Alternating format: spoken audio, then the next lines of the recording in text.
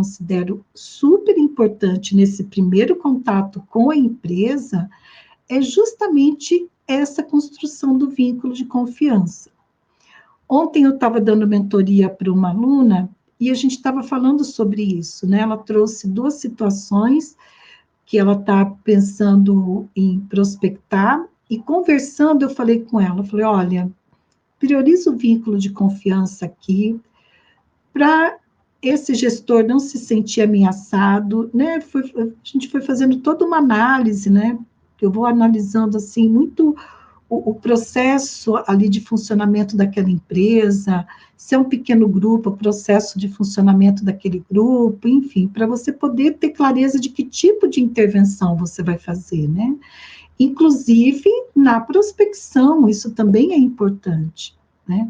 Eu lembro de foi até o ano passado, uma ex-aluna, que ela disse assim, olha, Ana, veja, esses casos de alunas que eu conto aqui para vocês é que eu já tive autorização para poder compartilhar, né? E eu tenho todo o cuidado de não expor nome, empresa, nada, mas, enfim, isso eu já estou acordada com quem eu vou citar o exemplo, né?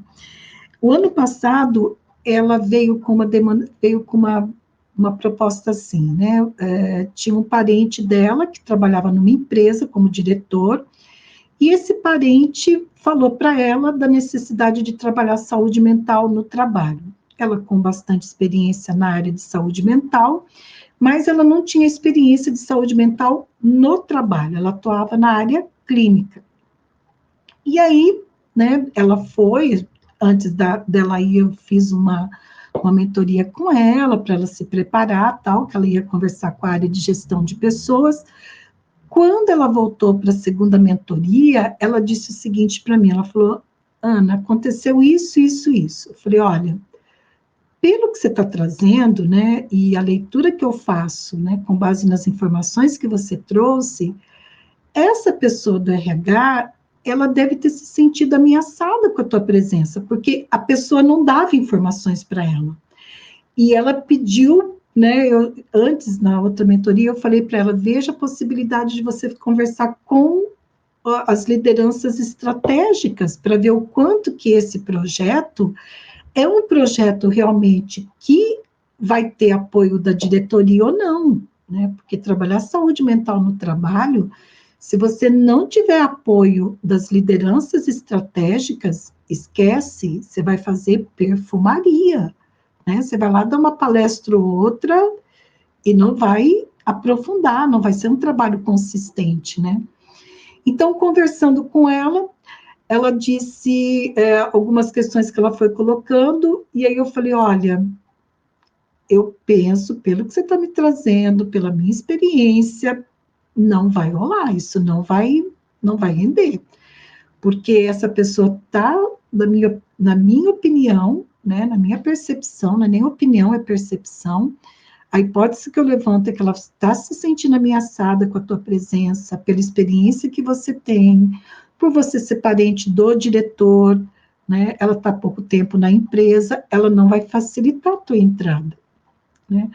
O que é também, assim, tem a ver com as questões de insegurança dessa profissional que está no RH, mas também, por outro lado, é um sinal, né, de falta de sabedoria, né, porque se ela fosse um pouquinho mais sábia, ela ia trazer essa profissional, por quê? Porque é uma área, é uma empresa na área de informática que estava tendo muitos problemas relacionados a absenteísmo e outros sintomas ali de adoecimento psíquico, né? Mas, enfim, né, a gente precisa reconhecer os limites que a gente tem. Eu estou dando exemplos aqui de algumas situações que são mais de dificuldades, né? Porque você vai se deparar, sim, com isso. No mundo real tem isso, né? Não adianta eu ficar aqui só dando exemplo de situações que eu tive sucesso, que funcionaram, que tem, são muitas, são a maioria, mas também é importante saber que existem as dificuldades, né? Por isso que é importante você se preparar, é importante você ter um método quando você vai para a consultoria, né? Às vezes eu vejo algumas colegas falando assim, não, não preciso, porque eu já trabalhei tantos anos na área organizacional, então agora é só começar na consultoria. Não é. É um outro papel que você vai exercer. Você precisa de métodos, desde a prospecção até as intervenções, né? Você precisa desenvolver competências que realmente vão te garantir que você vai ter um resultado positivo, né? Que você vai realmente entregar aquilo que a empresa está solicitando para você. Ou se não entrega 100%, que você entregue o máximo, né, próximo àquilo que a empresa tem como expectativa e que você contratou, que você acordou lá na proposta com a empresa. Isso é que dá credibilidade, né? Isso é que vai fortalecendo a tua imagem, que vai ajudando você a ter mais clientes, porque os profissionais de RH, eles vão indicando você para outras empresas. Eu sei, porque eu fui gestora de RH por 14 anos, eu fazia isso. Hoje, eu tenho muitos trabalhos que eu recebo, que vêm até mim, por indicação. Eu dou exemplo recente de uma empresa que, agora em agosto, faz 3 anos que eu estou atendendo essa organização, e veio por indicação de uma colega lá de Londrina, uma colega psicóloga de Londrina, imagina, que eu já conheço há muitos anos. E é colega, não é nem amiga, é colega mesmo. E ela me indicou essa organização, e olha, nesses 3 anos, o que eu fechei de serviço com essa organização, eu estou para te dizer que foi em torno de 150 mil, 160 mil. Veja, em 3 anos, uma indicação.